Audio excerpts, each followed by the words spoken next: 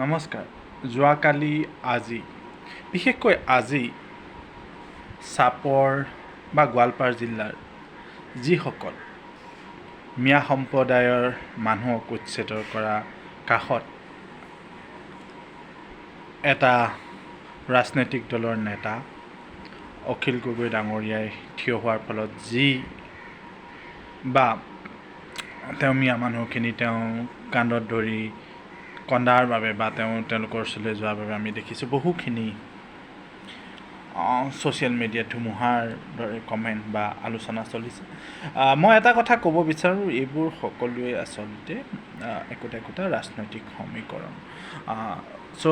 যদি আজি কৃষক মুক্তি সংগ্ৰাম বা ৰাইজৰ দলৰ দৰে এই মানুহখিনিৰ ওচৰত বেলেগ দলৰো ভেটি থাকিলেহেঁতেন তেওঁলোক তালৈ গ'লহেঁতেন। তেওঁলোক তালৈ গৈ এইদৰে সমবেদনা জনালেহেঁতেন, চৰকাৰে যি উচ্ছেদ কৰিছে সেই উচ্ছেদৰ বিৰোধিতা কৰিলেহেঁতেন, কাৰণ তেওঁলোকে 2026 এক ৰাজনৈতিক সমীকৰণৰ প্ৰতি লক্ষ্য ৰাখিব। তো এতিয়া কথা হ'ল, মোৰ কথাটো হ'ল, এয়া ৰাজনৈতিক গেম, এয়া ৰাজনীতিকৰ তেওঁলোকৰ নিজৰ চিন্তাধাৰা। মোৰ এতিয়া কথাটো হ'ল আমি কি কৰিব পাৰোঁ। আমি কি কৰিব পাৰোঁ যেতিয়া আমি কথাটো কওঁ, প্ৰথম কথাটোৱে হ'ল আমি অকল ফেচবুক বা সাধাৰণতে কি কৰা যায় যে আমি ফেচবুক বা ছ'চিয়েল মিডিয়া বা আনৰ আগত আমি কৈ ফুৰোঁ যে এইখিনি বাংলাদেশী, এইখিনি মানুহক খেদিব লাগে। চৰকাৰে তাৰ বাবে পদক্ষেপ লৈছে, কিন্তু আমি অকল ফেচবুক বা লিখি ৰাখিলেই যে কোনো মানুহ বাংলাদেশী বা আমি তেওঁলোকক খেদিব নোৱাৰোঁ। প্ৰথমতেই মই বাৰে পাতি কৈ আছোঁ যে আমি এই মানুহখিনি অকল গোৱালপাৰাৰ চাপৰ বা এনেকুৱা অঞ্চলতেই তেওঁলোকৰ অধিগ্ৰহণ হোৱা নাই। তেওঁলোকে গুৱাহাটী ৰাজপথ, ফুটপাথ, বজাৰ, মাছৰ বজাৰ সকলোতেই তেওঁলোকৰ আধিপত্য হৈছে। এই আধিপত্য অৰ্থনৈতিক আধিপত্য হৈছে। মই এটা কথা বাৰে পাতি কৈ আছোঁ, এই মানুহসকলক আমি যদি খেদিব বিচাৰোঁ, আমি যদি তেওঁলোকক হৰুৱাব বিচাৰোঁ, আমি তেওঁলোকৰ লগত লাগি পেলাই ব্যৱস্থা কৰিব লাগিব। তেওঁলোকৰ পৰা আমি তেওঁলোকে কৰা খেতি বাতি, মাছৰ ব্যৱসায় শিকিব লাগিব।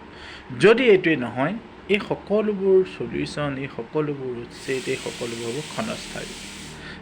আজিৰ যুগত হৈছে অৰ্থনীতিয়েই এক নতুন ধৰ্ম।